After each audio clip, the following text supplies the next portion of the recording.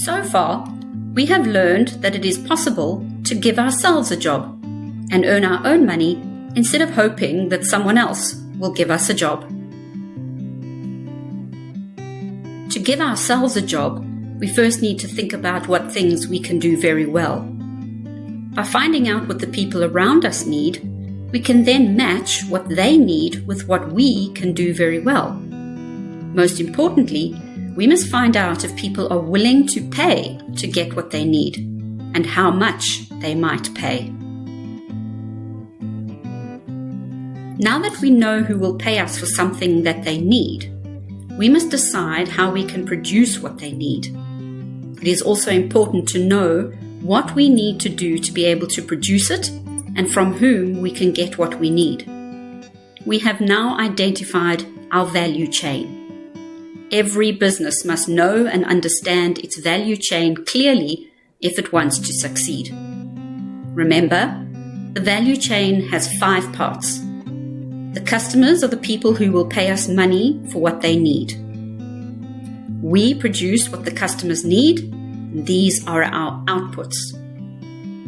What we do to produce the outputs is called the process. The inputs are what we use to run the process that produces the outputs. We buy our inputs from our suppliers. While it is easy to remember that our customers will pay us money for our outputs, we must not forget that we have to pay our suppliers for our inputs.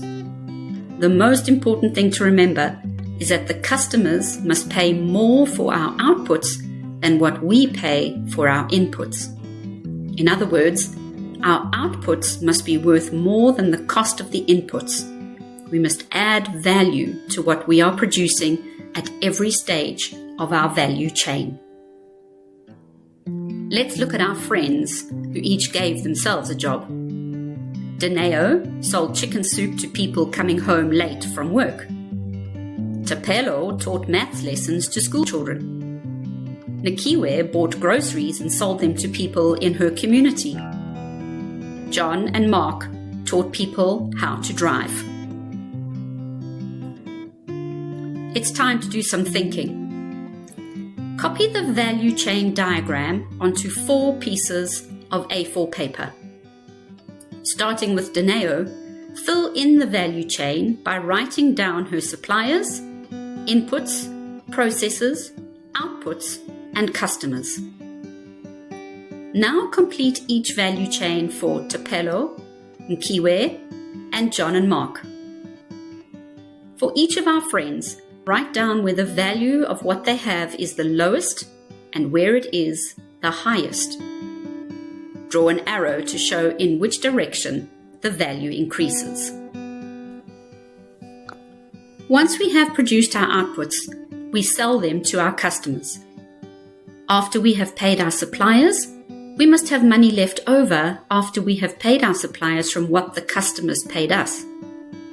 This leftover money is what we use to pay ourselves a wage.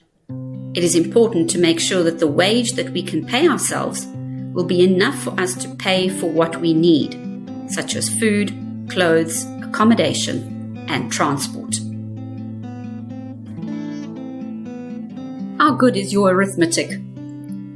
Dineo paid her suppliers 100 Rand for the chicken, 25 Rand for the vegetables, and the electricity she used to make the soup cost her 5 Rand. She bought 50 cups for 25 Rand. What was the total cost of Dineo's inputs?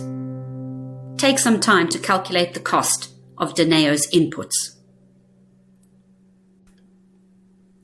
Dineo filled all of her cups with soup and sold all of them. How many cups of soup did Dineo sell?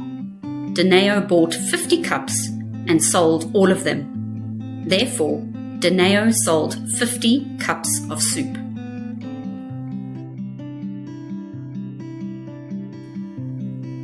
Dineo sold her soup for 5 Rand per cup.